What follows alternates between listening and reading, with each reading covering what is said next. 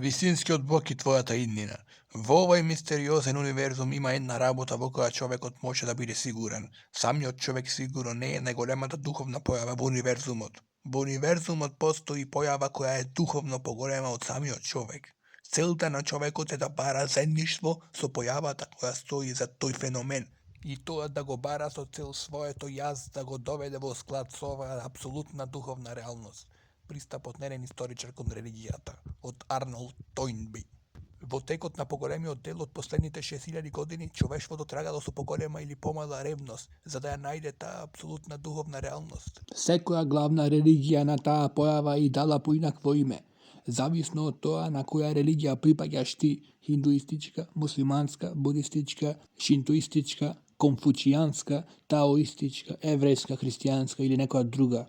Имаш име за таа апсолутна духовна реалност. Но Библијата на оваа реалност и дава име, род и личност. Јехова, живиот Бог, тој единствен Бог му рекол на Кир Велики од Персија: јас сум Господ, Јехова.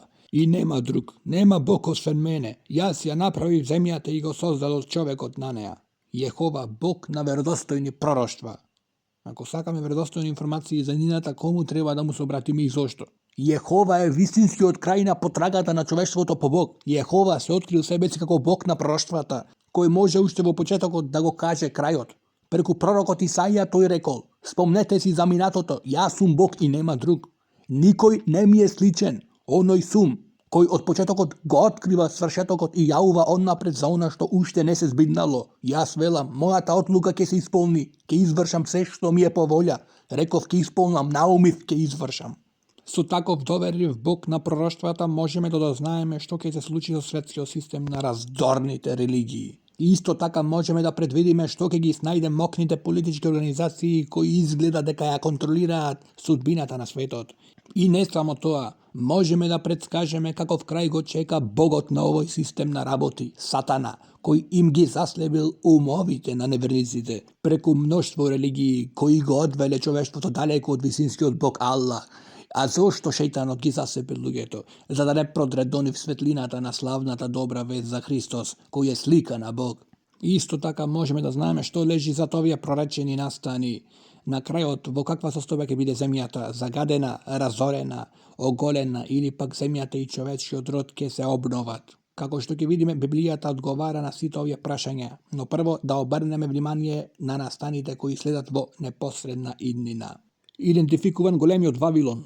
Библиската книга Откровение му била откриена на апостол Јован на островот Патмос во 26 година на нашата ера. Таа дава живописни слики на главните настани што ќе се случат во времето на крајот, во времето во кое според библиските докази човештвото живее од 1914 година па наваму.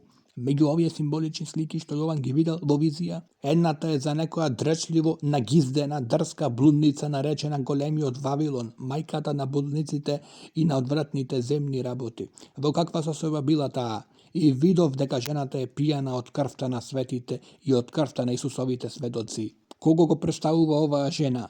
Не сме оставени да нагаѓаме која е таа.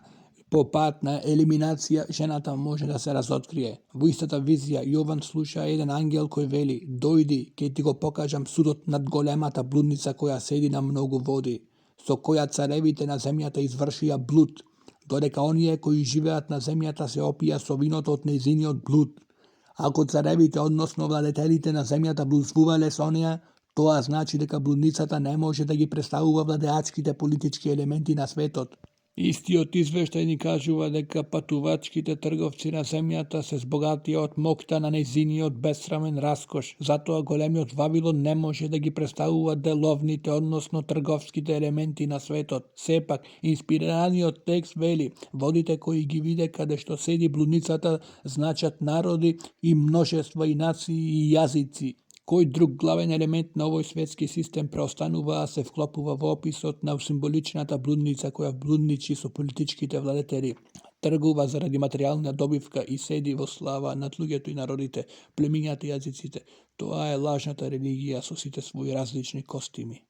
Осудата на ангелот над неа заради незините спиритистички постапки преку кои биле заведени сите нации потврдува дека се знае кој е големиот Вавилон. Сите облици на спиритизам се од религиозна природа и инспирирани се од демони. Според тоа, големиот Вавилон мора да символизира еден религиозен ентитет.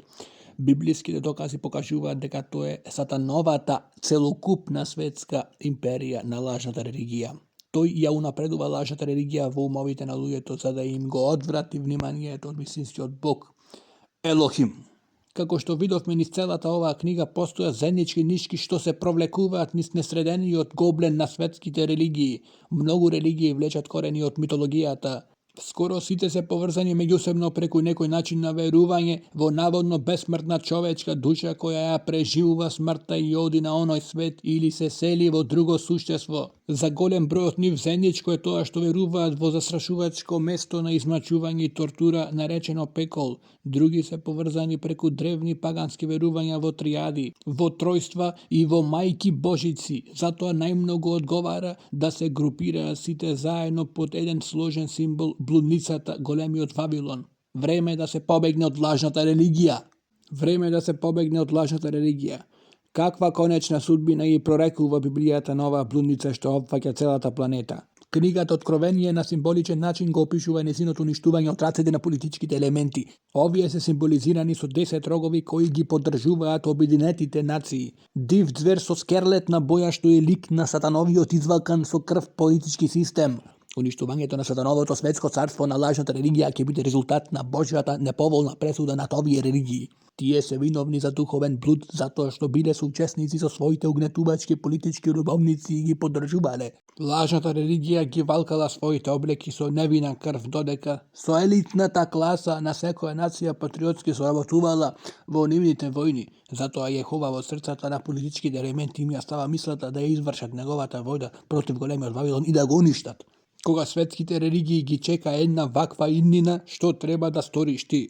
Одговорот лежи во она што го чул Јован, а го кажува глас од небото. Излезете од неа, народе мој, ако не сакате да учествувате со неа во незините кревови и ако не сакате да примате дел од незините неволи, зашто незините кревови се натрупеат се до небото. И Бог си спомна за незините дела на неправда. Затоа сега е време да ја послушаме опомената на ангелот, да излеземе од сатановата империја на лажната религија и да се придружиме во Јеховиното вистинско обожавање. Близу е Армагедон. Откровение вели дека во еден ден ќе додат незините неволи, смрт и тага и глад и ќе биде потполно изгорена со оган. Според укажувањата на сите библиски пророштва, тој еден ден или кратко време на брзо погубување сега е близу. Всушност, уништувањето на големиот Вавилон ќе го означи почетокот на големата неволја, која ќе кулминира во војната на големиот ден на семокниот бог Армагедон. Ќе биде поразен сатановиот политички систем, а Сатана ќе биде фрлен во бездна, ќе осамне еден праведен нов свет. Пред наши очи веќе наближува исполнувањето на друго истакнато библиско пророштво. Апостол Павле прорекол и предупредил. А што се однесува до времињата и раздобијата, браќа, не треба ништо да ви се пишува. Зашто и самите многу добро знаете дека Јеховиниот ден доаѓа токму како крадец во ноќта.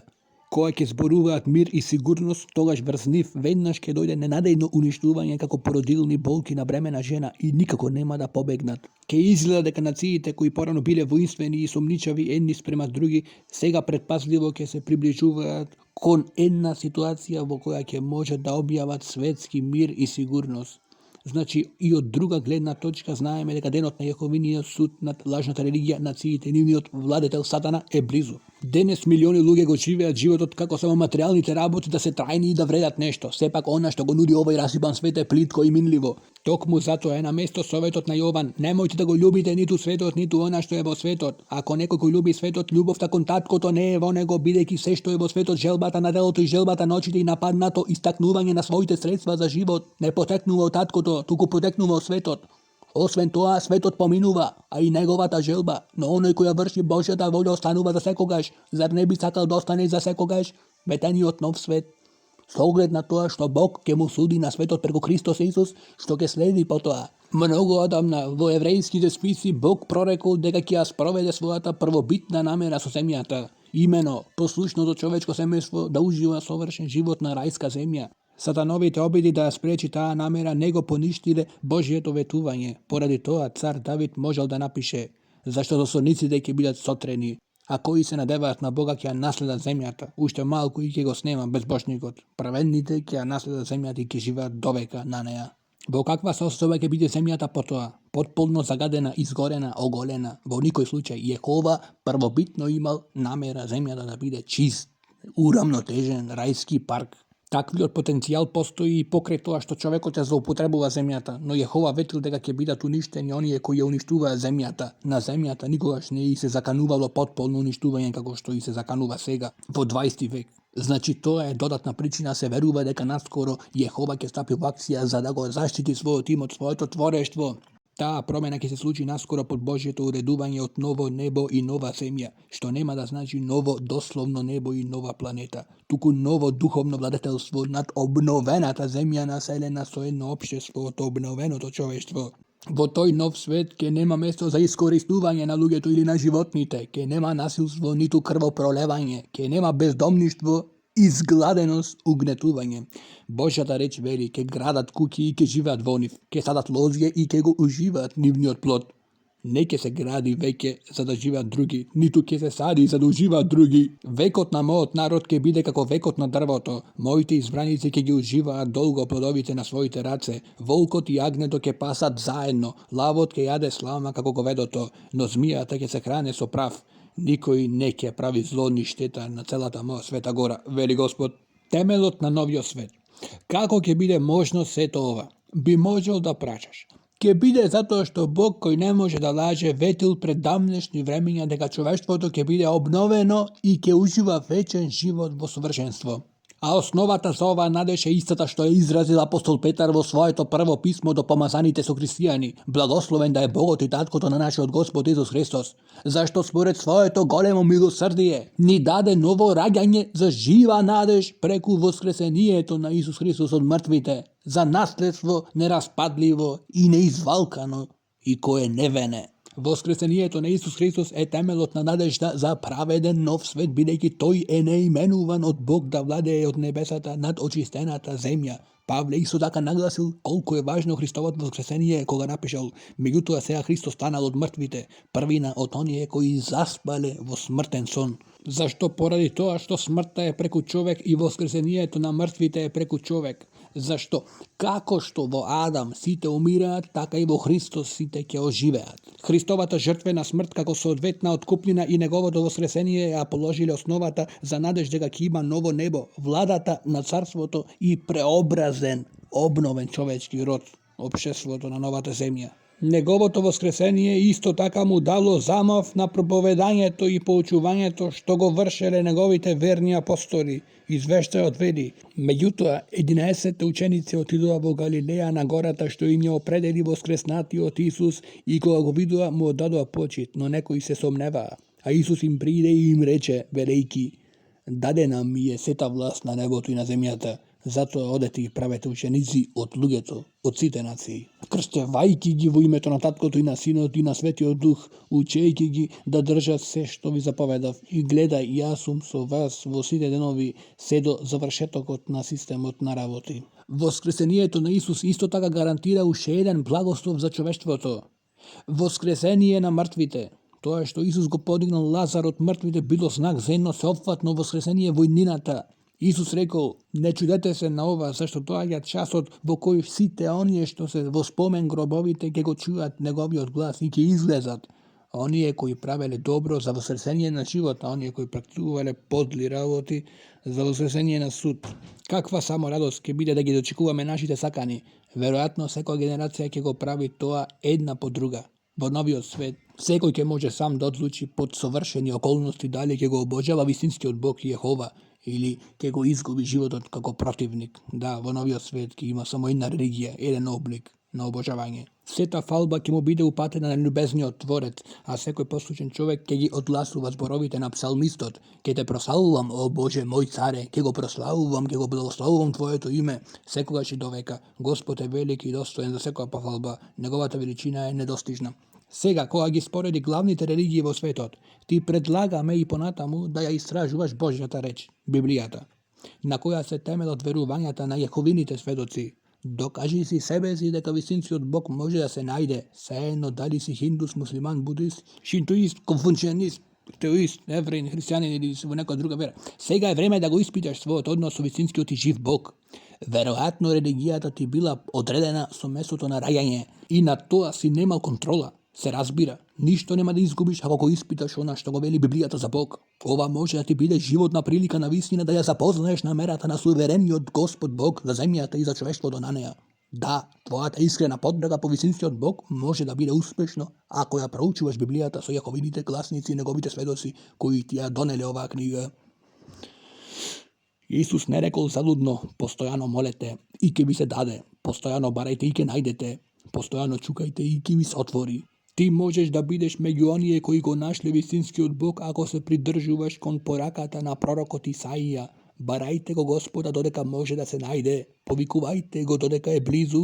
Безбожникот нека го остави својот пат, а неправедникот своите замисли.